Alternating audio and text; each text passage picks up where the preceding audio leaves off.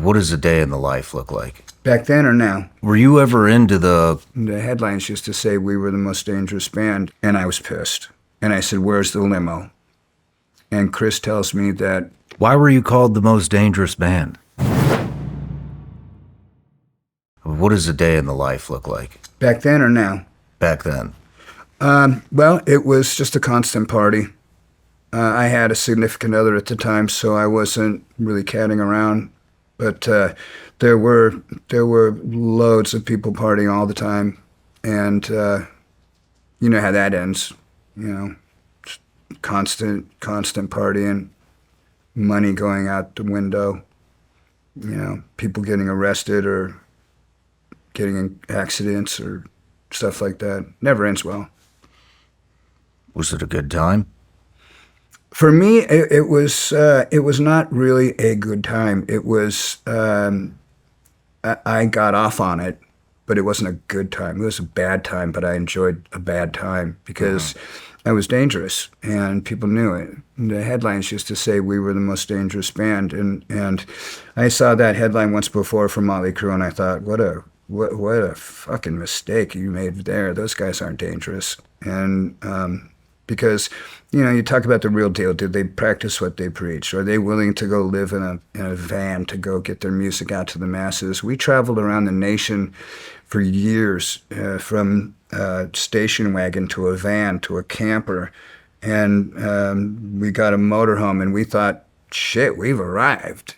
You know, and then when we got our first bus, that was a big deal. That was a big deal. It's kind of like the bus from Almost Famous. Yeah. But it probably was a bus from Almost Famous. But you know, now we travel well. We don't do a lot of the crazy stuff we used to do. We don't outlaw that. You know, if people want to be around us and drink and celebrate, and you know, the only thing I'm not really cool about is you know, illicit stuff like, you know, powders and stuff like that. That to me, people that are in that circle, they're dangerous people to be around, because if ever there was a momentary flip in their mentality, they could become very dangerous. How old are you in 1983 when Megadeth was 22. born? 22 years old?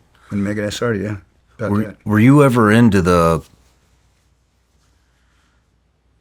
We'll save that for later. I want to get into some addiction stuff, but we'll save that for later. But, I mean, what is the first... When's the first concert when you show up and there's just thousands and thousands and thousands of people out there? That was a long time coming because, you know, the scene was so small in the beginning. We were doing it when a big concert was a sold-out Stone or sold out Mabuhay Gardens or stuff like that. You know, that's what the scene was like. You know, you could always have fair weather fans. When Symphony came out and the Countdown to Extinction album came out, that was a record that got huge commercial success because the time was right, and there was a lot of fair weather fans that bought the album just because Megadeth is the cool band right now, right? I don't know if that answered your question or not. Well, kind of what I'm getting at is the adrenaline that I've never done anything like that. But yeah, don't. I think I'm past my time, even if that was on the cards for me. But I mean, you know, but I'm no stranger to adrenaline. I mean, going out on operations and hitting targets and stuff like that, there's a major adrenaline rush, and you get addicted to it. And so I'm kind of, in a weird way, maybe trying to relate to you a little bit with the rush that maybe you felt. Well, I got a rush when we were back down at Dana Point. Really? Yeah, sure. People listening to something, you know, you've been an outcast, you've been a child that your family has made to feel less than at everything he does, and now all of a sudden you do one thing right. Maybe this is meant for me. And that was kind of my way out, you know. I didn't see I don't think I would have ever done anything harmful to myself, but I just did not see any kind of an existence with the way I was going before I started playing music. It just, God, what would I have been? A cash register repair person like my dad? Was it like a light switch? Did it go from couple hundred people to tens of thousands? Well, I'll tell you what you're asking, and I'll save you the incremental questions.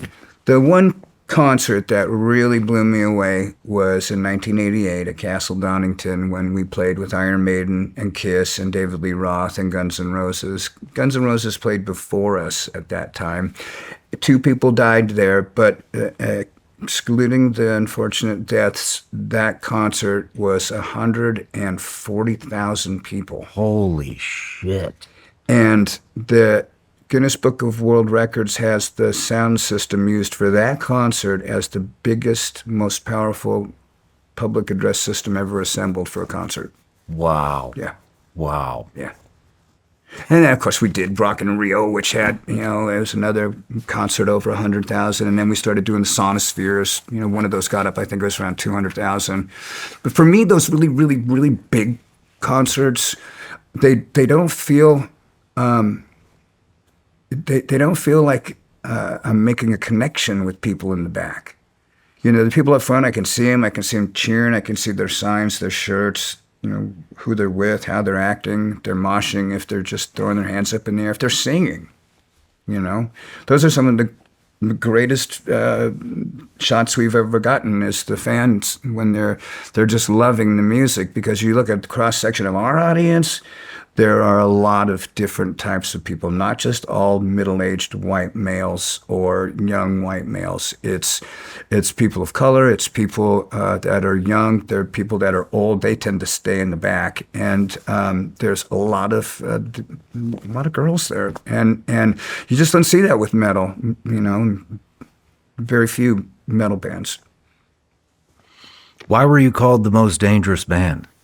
Because we were. What does that mean? Well, we went to our release party for Peace Sells But Who's Buying. We took 2 limousines there, and we were inside the bar getting drunk, and they called it the Firefly Bar because they would pour alcohol down the bar and light it on fire every set amount of minutes.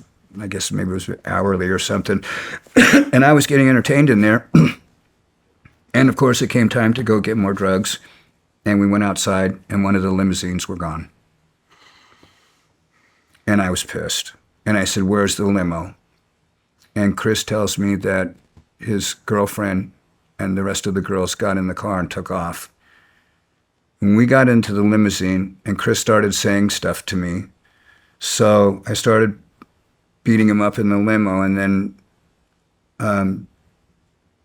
I can't remember if Gar was sitting next to me, and then Chris came toward me, and I kicked him in the face. Yeah, that's what happened. So, people know that kind of stuff, and it gets around. People were talking. We were there was a set of acts that each label had that were their dangerous people. Capitol had Megadeth. They had Poison, who was a different walk of life than we were. But to some people, they were dangerous just as well. No matter where you're watching Shawn Ryan Show from, if you get anything out of this, please like, comment, subscribe, and most importantly, share this everywhere you possibly can. And if you're feeling extra generous, please leave us a review on Apple and Spotify podcasts.